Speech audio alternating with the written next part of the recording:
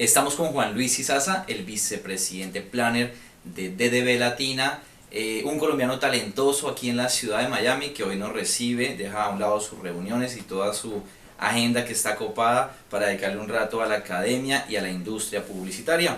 Juan, muchas gracias por este rato. No, gracias a ti. Siempre es un placer estas conversaciones y tus preguntas retadoras. Y Juan Luis está liderando una idea súper importante y bien interesante que acaba de terminar en este momento y se llama el Ideatón DDB. Juan Luis, hermano, cuéntenos de qué trata esto. Bueno, mira, la idea es que muchas veces como red nos damos cuenta que tenemos tanto talento, tanto talento, y cuando particularmente mi trabajo hoy, que lo que hago es ir por las oficinas trabajando en proyectos y soportando a las operaciones locales, me doy cuenta que hay gente tan talentosa, me doy cuenta que hay gente que tiene tan buenas ideas, y no solamente en el área creativa, que dijimos, ¿por qué no hacemos, a raíz de una iniciativa que nació en Brasil, dijimos, ¿por qué no hacemos un día? Paramos todas las operaciones de toda la región, son 22 oficinas, paramos todas las oficinas y todos los ponemos a trabajar sobre un mismo brief. Pero lo interesante es que sea un brief, que sea algo que nos demuestre que nosotros con nuestra creatividad podemos hacer un impacto en el mundo. Nos fortalece como red, nos genera un sentido de pertenencia y de alguna manera podemos contribuir haciendo bien para el mundo. Entonces de ahí sale la idea de hacer esta idea a todo el mundo. Y descubrimos que había un tema que nos pareció que podía ser un excelente inicio para el concepto de la Ideatón, y era todo el tema de la inequidad en la mujer, cómo podíamos luchar contra el problema de inequidad en la mujer. Lo trabajamos sobre tres ejes, ¿no? Todo el tema de la inequidad salarial, que como tú sabes es un tema súper complejo en América Latina particularmente. O sea, las mujeres en promedio ganan 77% de lo que gana un hombre en una posición similar. Tenemos el tema de la inequidad de oportunidades. En ese sí que hay un tema bien complejo, particularmente en América Latina, donde los parlamentos y los congresos de los países tienen en promedio un 17% solamente son mujeres, donde las CEOs, los presidentes de compañías, el porcentaje de que son mujeres es mínimo, es realmente bajo. Y trabajamos también un tema de la inequidad en el tema de los roles, ¿no? Como en el día a día las mujeres sufren este tema de que ellas, por ser mujeres, pareciera que tienen que ser las encargadas del hogar y tienen que ser las encargadas de la educación y del cuidado de los hijos.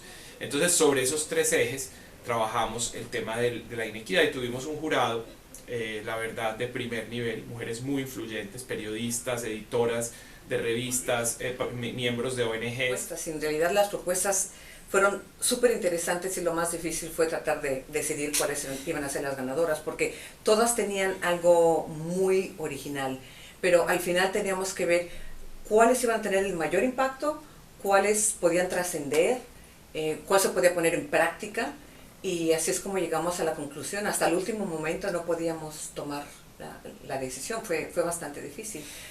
Pero sobre todo el concepto de buscar una manera de llegar a la igualdad para la mujer a nivel mundial, especialmente en nuestro mundo latino, entre España, Estados Unidos y Latinoamérica, se me hizo muy, muy interesante, porque las mujeres latinas a veces enfrentamos retos diferentes que los de las mujeres en el mundo, ¿no? Nos enfrentamos al machismo.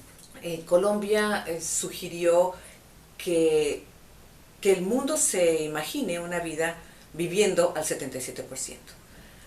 No va al cine, y cuando la película va al 77% para, y no pueden ver el siguiente 23% hasta después. Si uno pide una pizza, cuando llega la pizza únicamente el 77% de la pizza está ahí, ¿no? ¿Y dónde está el resto? Si uno está leyendo una revista, llega únicamente el 70% del contenido y el resto está en blanco. Y eso es para mostrar que ¿por qué, no? ¿Por qué es que hay esta limitación para la persona que está consumiendo o viendo o leyendo, y es la misma limitación que tiene que enfrentar la mujer? Entonces es como, hay que vivirlo en carne propia para entenderlo. Sí. Brasil tenía un brief de cómo comunicar que la mujer gana 23% menos que el hombre, y lo que decidieron hacer es comunicar esto en empresas distintas, empezando con DDB, que el 23 del mes las mujeres van a faltar al trabajo. Y es una manera muy clara de que las empresas se den cuenta qué es lo que pasa cuando no hay mujeres en las empresas. Enorme. Realmente fue muy divertido, fue un ejercicio muy divertido. Uno puede ver cómo funcionan distintas mentes y distintas maneras de tomar un problema, ¿no? Había puntos de vista muy prácticos, había puntos de vista muy como soñadores, inspiradores, y escogimos una campaña que al final creo que era como un puente entre esos dos mundos, ¿no? Que era mezcla de inspiración y una campaña que se puede aplicar a un nivel práctico.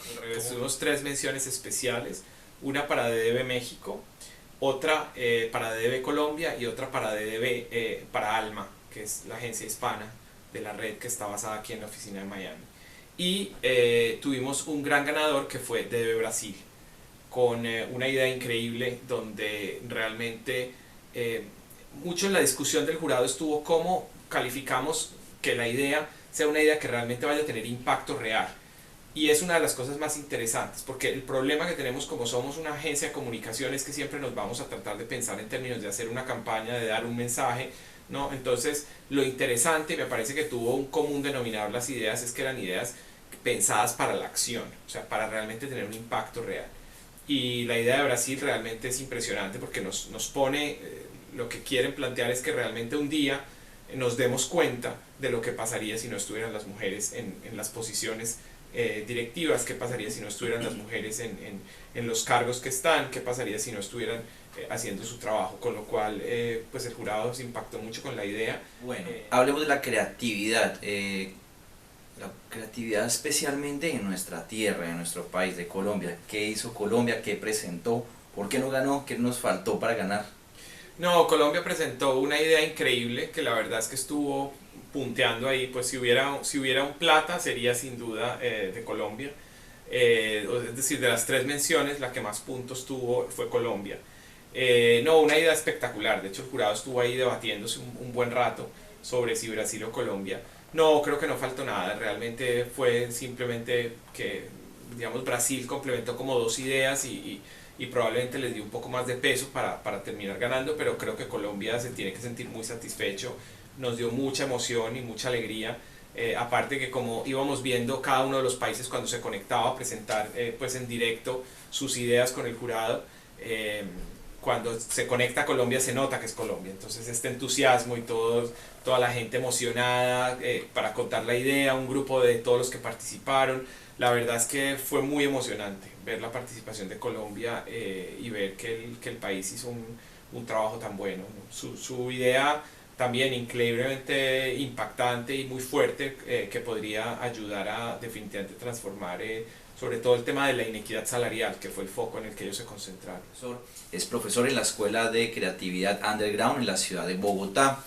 Hasta hace unos días estuvo dictando clases, se pegó una escapadita acá de Miami y fue allá a sentarse un rato con nosotros. Tuve el honor de tener a Juan Luis como profesor y quedé con varias inquietudes y varias dudas. La primera duda que tengo, Juan Luis, es el tema del posicionamiento, eso que siempre nos han enseñado en la universidad, que aparentemente ya lo deberíamos tener claro, pero ahora resulta que el posicionamiento está cambiando y Juan Luis tiene una posición muy clara frente a él, y es que casi que el posicionamiento ha muerto. Pero dejemos que sea Juan Luis el que nos explique eso, porque yo no lo sé explicar, todavía no lo puedo entender. Creo que Juan Luis en ese tema de la planeación estratégica puede ser un poco más claro para descifrarnos ese enigma. No, muy simple, mira, la realidad es que en mi opinión las marcas se han focalizado demasiado en el concepto de posicionamiento que viene de Trauty Rice, que creo que fue muy relevante en los 80s.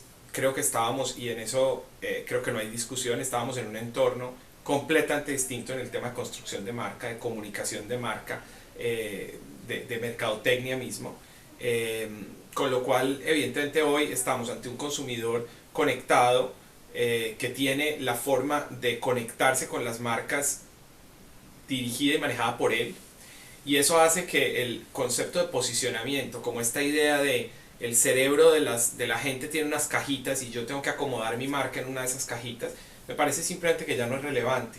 Esta idea donde lo que tienes que hacer es tratar de estar de primero en una escalera es cada vez más irrelevante. Es cada vez más irrelevante en un mundo donde las categorías son más difíciles de definir. Es decir, ¿cuál es la caja donde está Google? ¿Es la caja de qué? ¿De los buscadores? ¿Es la caja de los sistemas operativos? ¿Es la caja de los autos? Porque ahora Google va a hacer autos. Entonces es muy difícil tratar de vivir en este mundo donde en los 80s pues todo lo que había era Heinz y Coca-Cola y simplemente eran categorías muy fáciles de definir, donde había 2 o 3 competidores claros y definidos, donde no había estos saltos de una categoría a otra, y definitivamente donde además lo que conectaba a la gente, lo único que había en común entre el punto, en el momento en que tú recibías un mensaje de comunicación y el punto de venta, era el cerebro de la gente, con lo cual lo que tú tenías que hacer era disparar a ese cerebro y tratar de apropiarte de una recordación. Hoy pues todo cambió, es decir, pensemos solamente en un momento que estamos comprando en Amazon, es decir, ¿qué proceso de posicionamiento se da en ese caso? Siempre digo que hoy es más importante que estar de primero en una categoría, estar de primero en el buscador de Google, porque cuántas veces hemos comprado productos simplemente porque aparecen de primero o están en los primeros lugares en el buscador. Entonces creo que es momento de cuestionar todo esto. Yo siento que el posicionamiento hoy nos limita mucho, hoy nos hace que nos miremos solo a nuestra categoría, y eso definitivamente no es relevante en el mundo hoy.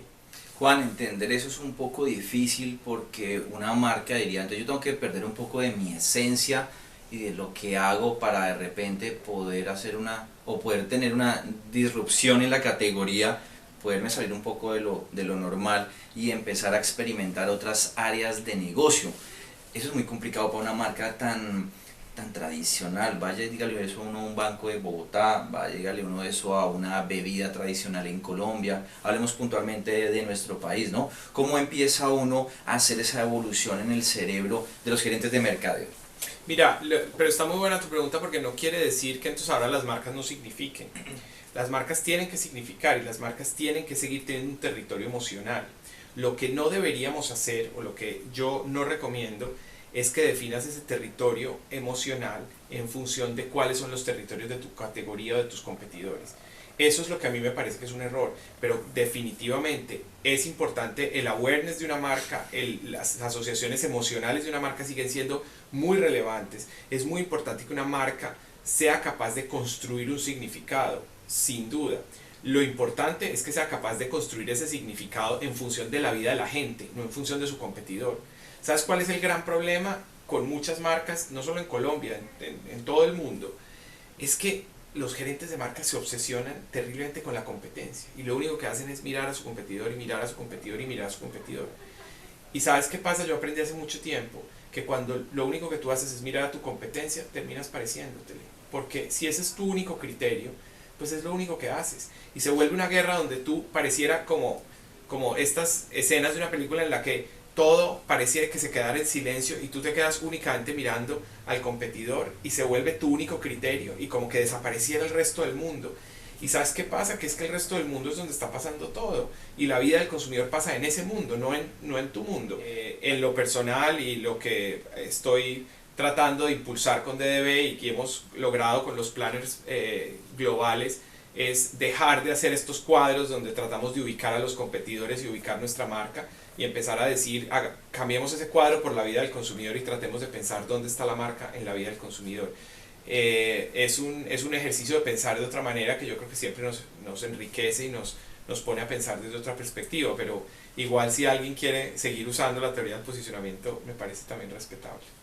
Estuvimos con Juan Luis Izaza, puro talento colombiano, manejando las redes de DDB Latina junto con el señor Juan Carlos Ortiz aquí en la ciudad de Miami. Juan, muchas gracias por abrirnos las puertas de esta linda oficina, por invitarnos a ver el Ideatón. Gracias por hacernos quedar muy bien aquí en este país a los colombianos y seguimos. No, gracias a ti por la invitación, me encanta estar en este espacio que siempre me reta y me parece súper interesante con buenas preguntas, o sea que muchas gracias. Gracias Juan, seguimos. Bueno señor, chao y un saludo a todos en Colombia.